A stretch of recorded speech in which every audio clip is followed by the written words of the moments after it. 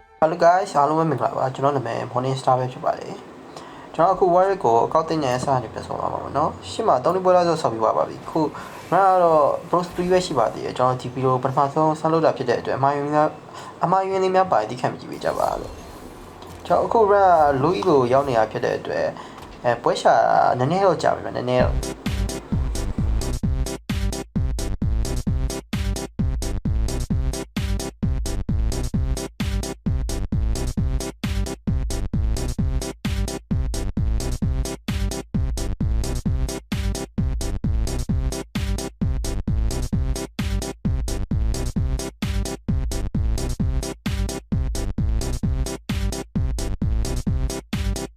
ကျွန်တော်နည်းနည်းလောက်ကြာမယ်ပြောလိုက်လို့လားမသိဘူး4မိနစ်ကျော်ပါတယ်တော်သေးတာဘောတွေ့သေးတော့အစောပိုင်းဂိမ်းဆော့ချင်နေတော့ပဲရောက်သွားမှမသိဘူးဗျာ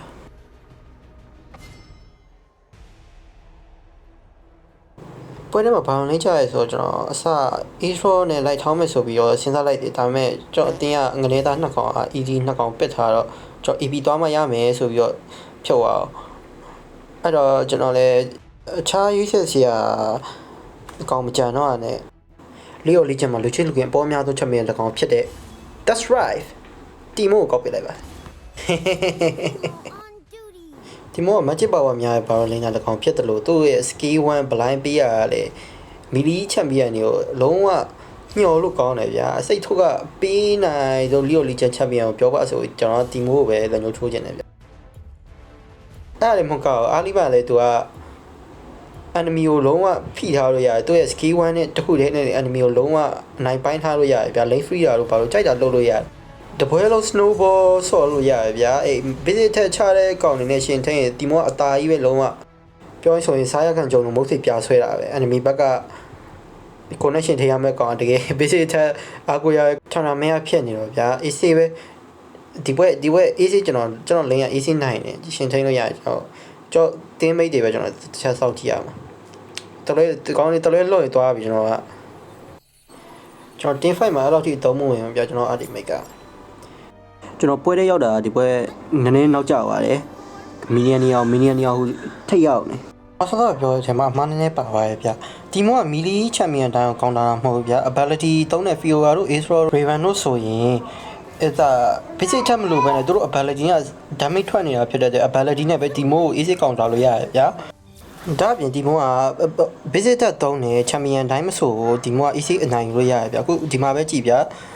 ဒီမှာပဲကြည့် tournament က let's hit မ hit ခင်ကျွန်တော်အများနဲ့ like ညော်တယ်သူ let's hit မရဘူး League of Legends Warrior မှာ let's hit ရမှကိုပို့ရတယ်ဗျာ let's hit မရဘူးဆိုရင် EXP တက်တာလည်းနှေးတယ်လို့တို့ကိုရလည်းနှေးတယ်ဗျာအမှကျွန်တော်ကသူ့ထက်တပန်းတာသူ let's hit ကောက်စားတော့မယ်လောက်တိုင်းကျွန်တော်အဲ skill 1နဲ့ blind ပေးနေတော့သူ let's hit က basic ထက်ဝင်သွားတော့ damage ကမထွက်တော့သူ let's မရဘူးခုဒီမှာဆိုကျွန်တော် tournament ကို live ပြီးစိတ်ဒုက္ခ live ပေးနေတယ်လို့ player လေးကိုခုဒီမှာပြသူရှေ့တက်ပြီးတော့ minion လည်းစားလို့မရအောင်ကျွန်တော်စားသူတက်စားရတယ်သူတေးမှာသူတီးရကျွန်တော်ကိုဖြောက်ပြီးတော့သူလာလာထိုင်ဆောက်ရော့ဘေးပြင်းပါလို့ရောက်လာ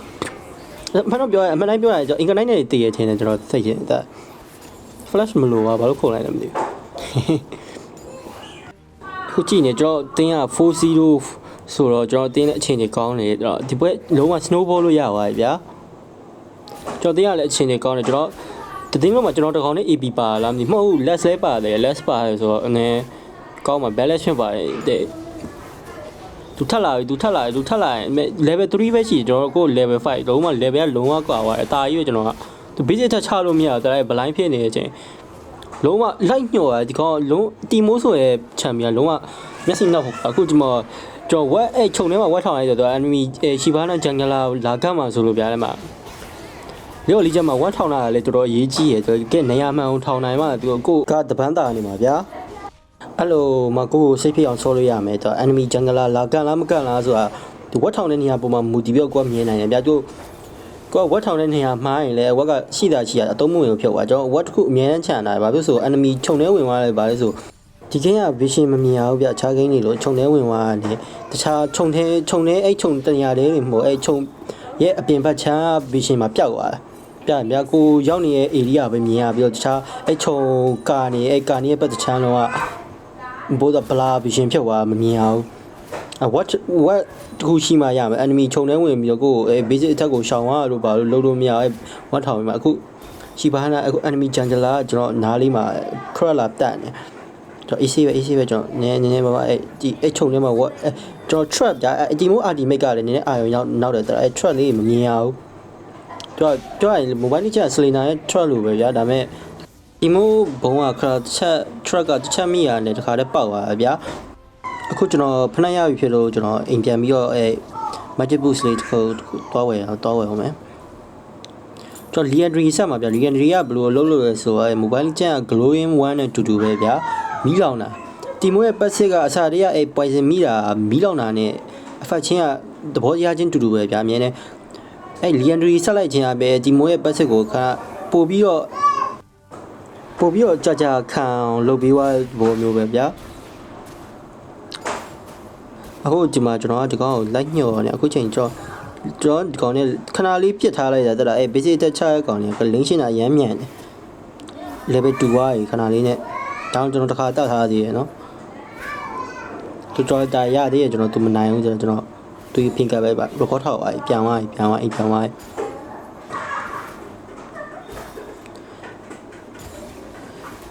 တီမိုထရက်တွေကထောင်တဲ့နေရာမှာနေဆရာကြောက်ဖို့လဲဗျာဒါ enemy လာလောက်မဲ့နေရာလောက်မှာပဲကျွေးထောင်ရင်မထိဘူးဆိုထိကိုထိရဲသူကအလဲမှာမြစ်ထဲမှာ river ထဲမှာရှီဘာနာလာနေပါစကန်နာနဲ့လားမသိဘူးထိသွားပြီအဲ့မှာတို့ enemy လုံးဝမဖြစ်မနေရှောက်ရမယ့်လမ်းရှောက်ပြီးလာရမယ့်နေရာတွေမှာ ထွက်ထောင်တာရနောက်တော့လမ်းရှောက်ပြီးလာရမယ့်နေရာတွေမှာထွက်ထောင်တာရင်လုံးဝအကိတ်ကြီးပဲတီမိုထရက်ကို enemy တကောင်မိသွားရဲဆိုတော့ဆော့ရဲ့ player လုံးဝ certify ဗျာမျိုးဘယ်လိုပြောရမလဲခံစားလို့ကောင်းတယ်ပေါ့အမို့ဒီကဘူလီဘက်အနေနဲ့မှားပါသူအာလီမိတ်က tower ကို stand လို့ရတဲ့ဟာကို tower ထဲဝင်လောက်တာမဟုတ်ပြေးသွားဒါရကိစ္စမရှိဘူးကျွန်တော်တကောင်ဖြစ်ရဟုတ်တီမိုကတခု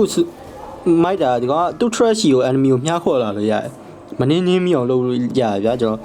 တော်ဂျန်ငယ်ထဲပြန်မတိုးပဲကျွန်တော်တာဝါကူချိုးပေးနေရပလိတ်5ခုလုံးဒီတာဝါချိုးရထင်နော်ကျွန်တော်မရရဲ့လာရဲမှာမဟုတ်တော့နှစ်ကောင်ဆိုတော့သူရအစားရတော့ဖြစ်တယ်ချိုးတာဝါအောင်လေးချိုးရဒီတာဝါရငါပဲပြက်တာဒီတာဝါကျွန်တော်ရတယ်ဗျာတော့ legendary ပေါက်နေဒီတာဝါရအောင်ကျွန်တော် legendary သွားဝယ်ပါလေးရောလေးချအိမ်ပြန်ပြီးမှrecord ထောက်ပြီးမှ base မှာ item ကဝယ်လို့ရတာဗျာ base အပြင်မှာဝယ်လို့မရဘူးသူဟာတော့မိုက်တယ်အရေးလဲရှိတယ်ပေါ့တော့ legendary ပြီး infinity offset မှာတော့ magical crit infinity off က magical trick ထားရဗျာသူကမီးလောင်နေရဲ့ effect နဲ့ပေါင်းလိုက်ရင်သူကခဏပြင်းနေချင်မလို့မီးလောင်နေနေရဲ့ crit magical crit ထားနေမှာဖြစ်ကျွန်တော်အတင်းအကျဲတကယ်ကျန်းနေတာကျွန်တော်ပါမယ်ကျွန်တော်တကောင်မရသေးကျွန်တော်ဒီနားမှာနောက်တစ်လုံးတော့ထောင်လိုက်မယ်ဒီမှာတစ်လုံးထောင်လာကျွန်တော်အေးစိတ်တောက်လို့ရတယ်ထင်တယ်ကျွန်တော်စိတ်တယ်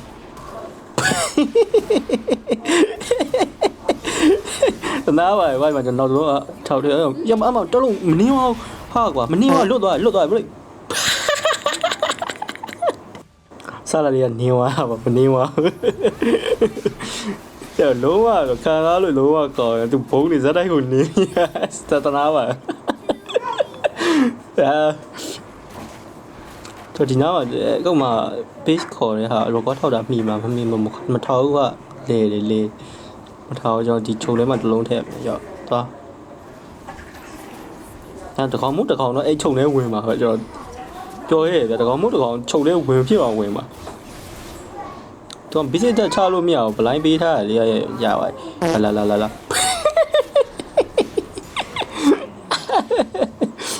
အေးတော့လို့လာဦးမထင်တယ်မဇက်လာဇက်မလာကျွန်တော်ပြောချင်းကနည်းဖင်ရလို့မရဘူးတေဝါလိမ့်မယ်ဇက်တကယ်ကင်တဲ့ကောင်ကိုကျွန်တော်မှတေနေပြီမကင်တတ်လို့ထင်တယ်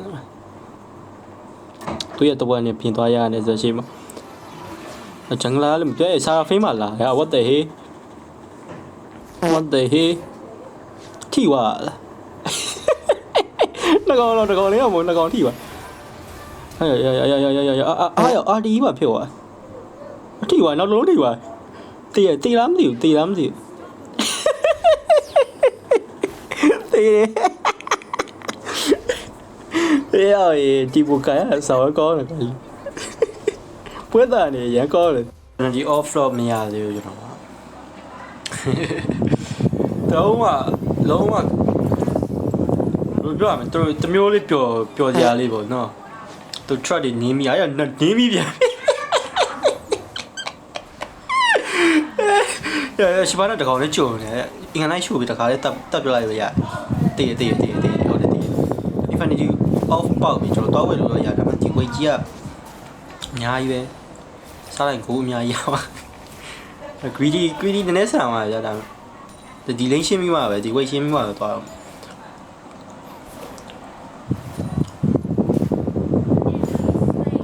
စကားပြောရတယ်မှာမားလေးပါကျွန်တော်တောင်းမှန်းတယ်တော့ကျွန်တော်ပထမဆုံးလုပ်တဲ့ပြီးတော့ဆိုတော့ဟာတာလေးပါနေမျိုးတော့ guide မကြဘာမကြဗျာကျွန်တော်ပြောတာအခုပြောနေတာကျွန်တော်အတန်သွင်းတာကျွန်တော်သိရင်တော့အတွေ့အကြုံမရှိသေးဘူးလုံးဝကျွန်တော်ပထမဆုံးကြိမ်ကျွန်တော်အမစကားပြောတဲ့မှာမားလေးပါသွားတောင်းမှန်းပါတယ်အခုကျွန်တော် anti ရှီးဝယ်မှာဗျအဲစားတော့ fan ကရှီးရမ်းများတယ်ဗျကျွန်တော်စိတ်ထဲမှာထည့်နေတာတော့ရှီးပေါ့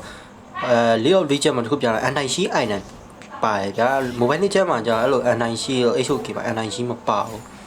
ပြရှီးရမ်းများတဲ့အကောင်တွေနဲ့တွေ့ရင်လည်းကောင်တာလို့မရတာများတယ်ဒီမှာကြောက်ရှီးများလဲကောင်တာလို့ရတယ်ဗျာ anti ရှီးကမတ်ချစ်မှာရောphysical မှာရောနှစ်ခုလုံးမှာရှိရ anti ရှီးကအဲဒီမှာတခွက်ကြကြည့်ရပေါ်တယ်တော့ထချအောင်ပဲမကြည့်ရောပေါ်တယ်တော့တော့မတည်ရမလားတည်ရပေါ်တယ်နားမှာတစ်ခုတော့ချအောင်မယ်ပေါ်တယ်နားမှာနောက်တစ်ခါထပ်သုံးရင်မိရောဒီကြော်ရရချင်းတော့တောင်းမချိုးပဲနဲ့ကျွန်တော်ဝေးကိုမဲရတကောင်တော့လာပြီနားပြီရှိပါနာကျွန်တော်တင်ပါတကောင်ထပ်ထိအောင်မယ်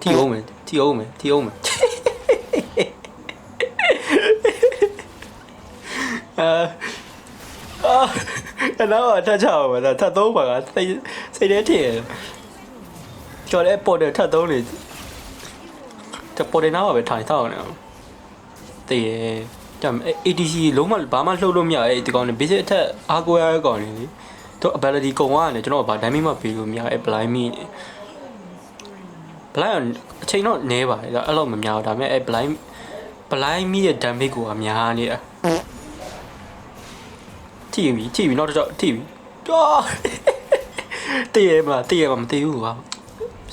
ပြန်ဟီးသွားတွေးပြန်ဟီးသွားဟိုကနဲ့ဘူလီဘက်မတက်အောင်ထထောင်ကြာအဲ့က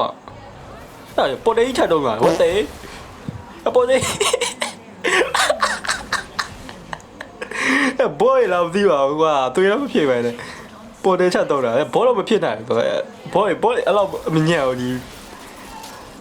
ဂိမ်းကဘောအဲ့လောက်မတုံးအနေနဲ့တွေးပြန်ဖြစ်တာဝါတဲ့တာဝါပြေကိုထောက်တော့မှမတွေးနေဆာဖင်းတော့နာရီစပူကြီးဆော်ပြီးတော့ကွာဒါပေမဲ့ဒီအဲ့လောက်ထွက်နေငါတို့မှာအန်ထိုင်ရှိရတယ်ဇက်တော့ flash ခုံပါရပဲမခေါင်းဒီမှာတိမ်မှာအဲ့ဇက်ကRD ဆိုကျွန်တော်ရှောင်းလွမ်းမရ stage တွေမဝင်ရသေးဘူးဇက်ကြီးကဘာကြီးရော shadow ကြီးဘယ်လိုတုံးလိုက်တာဝက်နောက်ပြန်ဇက်နုအဲ့ဓာတ်ကဝေလိုက်ရမှာဝေး